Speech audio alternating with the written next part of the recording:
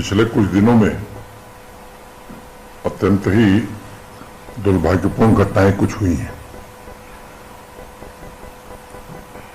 जिन लोगों ने अपनी जान गंवाई है उनको मैं सच्ची श्रद्धांजलि देता हूं और उनके परिजनों के प्रति गहरी संवेदना व्यक्त करता हूं। और एक बात मैं कहना चाहता हूं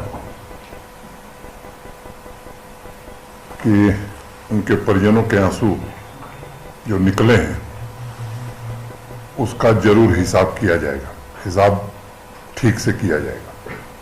सिक्योरिटी फोर्सेस के साथ विस्तृत चर्चा हुई है और मानवता के जो इन दुश्मनों को बख्शा नहीं जाएगा।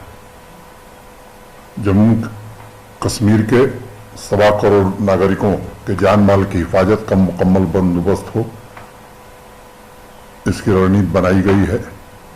पिछले 2 वर्षों में जिस रास्ते पर जम्मू कश्मीर अमन के रास्ते पर, शांति के रास्ते पर, विकास के रास्ते पर चल रहा था, और ख़ास तौर से अगर आप पिछले 3-4 महीनों को देखें तो जो आंकड़े उपलब्ध हैं हमारे पास, जुलाई में 10.5 लाख टूरिस्ट आया है, अगस्त में 11,28,000 टूरिस्ट आया है, और सितंबर में आंकड़ा 12.25 करोड़ के ऊपर, 12.25 लाख के ऊपर हो गया है। एक तरफ जहां लोग समृद्धि की ओर आगे बढ़ रहे हैं, कुछ लोग नहीं चाहते हैं कि यहां समृद्धि आवे, लोग शांति से रहें और जम्मू कश्मीर विकास के रास्ते पर चल सके।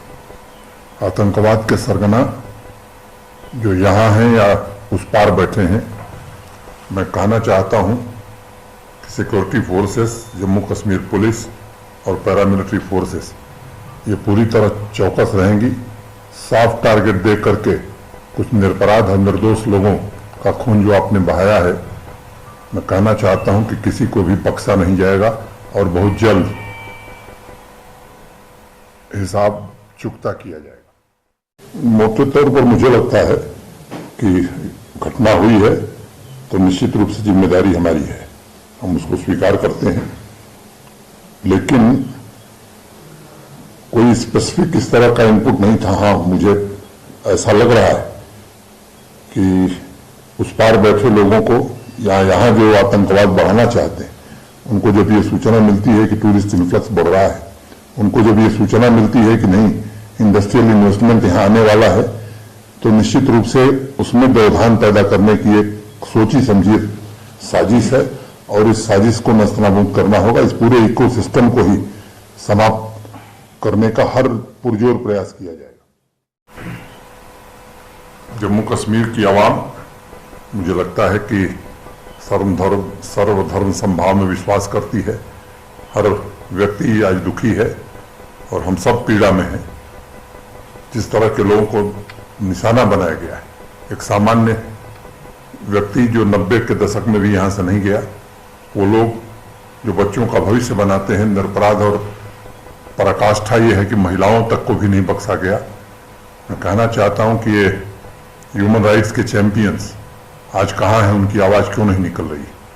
और यहाँ के समाज से भी, बुद्धिजीवियों से विशेष रूप से मैं अपील करना चाहता हूँ कि ऐसे कृत्यों की निंदा भी करनी चाहिए और समाज में वातावरण भी बनाने की आवश्यकता है कि ऐसे लोगों को कहीं भी पनाह न मिले। एकदम आपने सही कहा है, यहाँ जो आपस में प्रेम और मोहब्बत है, ये चिन्हित करके ऐसे निर्दोष लोगों को मारना ताकि इस तरह की भावना यहाँ पैदा हो और वो अपनी कोशिशों में कामयाब न हो, इसकी हर पुरजोर कोशिश की जाएगी। मैंने एक दिन और भी इस पर चर्चा किया था, आज एक मैं दूसरे मुद्दे पर बात कर रहा हूँ, लेकिन आपने प्रश्न पूछ दिया है इसलिए मैं उसका उत्तर देता हूँ।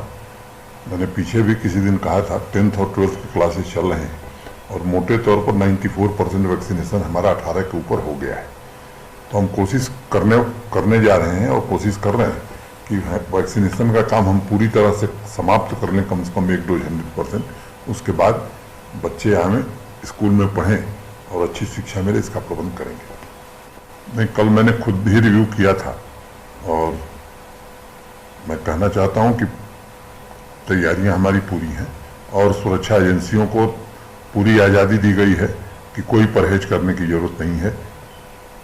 ऐसे लोगों के खिलाफ जितनी सख्त कार्रवाई करनी है वो तुरंत की जानी चाहिए। अब ये रणनीति मीडिया में चर्चा नहीं की जा सकती है, लेकिन संभावित खतरों से हम पूरी तरह से हमारे ध्यान में है, प्रशासन के ध्यान में है, फोर्सेस के ध्यान में है, और उस अनुरूप रणनीति बनाई जा रही है कि इस तरह की घटना अब आगे न हो।